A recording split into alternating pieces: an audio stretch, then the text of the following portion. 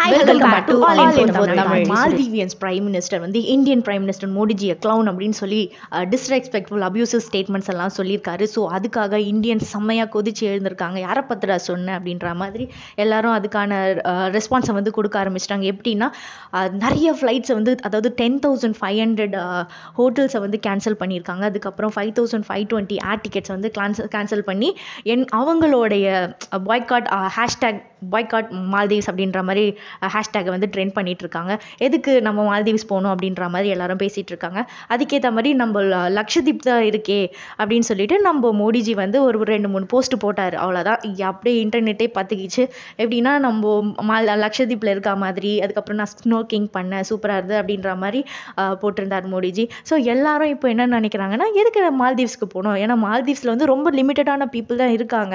அவங்களுடைய இதே வருமானமே பார்த்திங்கன்னா டூரிசம் தான். அதுவும் நம்ம இந்தியாவில் இருக்கவங்க போகிறனால தான் அவங்களுக்கு அதிகமான வருவாயே வருது. ஆனால் அப்படிப்பட்டவங்களை பார்த்து நம்மளை கேவலமாக பேசிட்டாங்க அப்படின்ற மாதிரி இந்தியன்ஸ் கொதிச்சு எழுந்திருக்காங்க. அதுக்கேற்ற பதிலடியாக நம்ம மோடிஜி அமைதியாக ஜஸ்ட் ஒரு 2-3 ஃபோட்டோ தான் போட்டார். அவ்வளோதான் எல்லாரும்.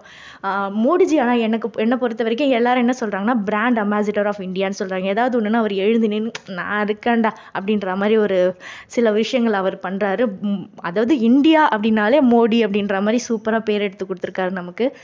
அதுக்கப்புறம் வந்து நிறைய கிரிக்கெட்டு செலிப்ரிட்டிஸ் எல்லாரும் நெக்ஸ்ட்டு ஹாலிடே என்னோட பிளான் வந்து மால்தீவ்ஸ் கிடையாது, லக்ஷதீப் தான் அப்படின்ற மாதிரி நிறைய பேர் ஸ்டேட்மெண்ட்ஸ்லாம் ட்விட்டர் இன்ஸ்டாகிராம்லலாம் போட்டுட்ருக்காங்க. எல்லாரும் அவங்களோட ஆதரவை வந்து தெரிவிச்சிட்ருக்காங்க.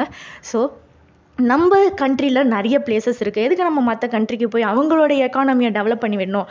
நம்மக்கிட்டே எல்லாமே இருக்குது. ஹிமாலயாஸ் இருக்குது, அந்த சைடு சில்லுன்னு போனால் இப்படி இருக்குது, கூலாக போனால் ஊட்டி இருக்குது, அதுக்கப்புறம் சூடாக போனோன்னா சஹாரா டெசர்ட் இருக்குது. ஸோ எல்லா வெரைட்டிஸ் ஆஃப் பிளேசஸும் நம்ம கண்ட்ரிலே இருக்குது. அதை நம்ம சுற்றி பார்த்தாலே சூப்பர் தான். ஸோ மற்ற கண்ட்ரியில் போயிட்டு அவங்க எக்கானமியை டெவலப் பண்ணிவிட்டு இந்த மாதிரி கெட்ட பேரும் நம்ம எதுக்கு வாங்கணும்? இந்தியாவுக்கு ஒன்றுனா குரல் கொடுக்குற இன்னொரு ஆள் யாருன்னா நம்ம ரத்தன் டாட்டா சார். அவர் என்ன சொல்லியிருக்காருன்னா, நான் லக்ஷதீப்பில் 2 தாஜ் ஹோட்டல் கட்டித்தரேன் அப்படின்ற மாதிரி சொல்லியிருக்காரு. அதுக்கப்புறமா இவரை பற்றி இன்னொரு அமேசிங்கான தகவல் என்னென்னா, COVID-19 அப்போது 1,500 crores வந்து ஒரு கண்ட்ரிக்காக டொனேட் பண்ணியிருக்காரு. அப்புறம் என்னோட மொத்த சொத்துமே நான் தரேன் என் கண்ட்ரியை காப்பாற்றுறதுக்குண்ணா அப்படின்னு இருக்காரு. உயிரோட மட்டும் இருந்துடுங்க, மற்றதெல்லாம் நான் பார்த்துக்கிறேன் அப்படின்னு சொல்லியிருக்காரு. ஹாப்பியான சுச்சுவேஷனில் 1000 பேர் வருவாங்க. ஆனால் கஷ்டமான சுச்சுவேஷன்ஸில் ஒரே ஒருத்தர் வந்து நான் இருக்கேன்டா உனக்கு அப்படின்னு சொல்கிறாங்க பார்த்தீங்களா? அந்த மாதிரி ஆட்கள் தான் ரொம்ப ரேர்.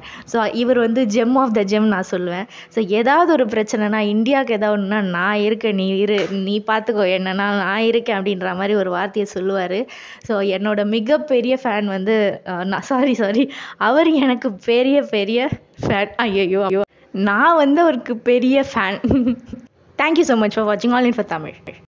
லைக் பண்ணுங்கள், ஷேர் பண்ணுங்கள், அண்ட் மறக்காமல் சப்ஸ்கிரைப் பண்ணிவிடுங்க. அண்ட் இந்தியாவை நம்பர் 1 ஆக்கிறதுல உங்களுடைய பங்கு சின்னதாக கொஞ்சம் கொடுங்க.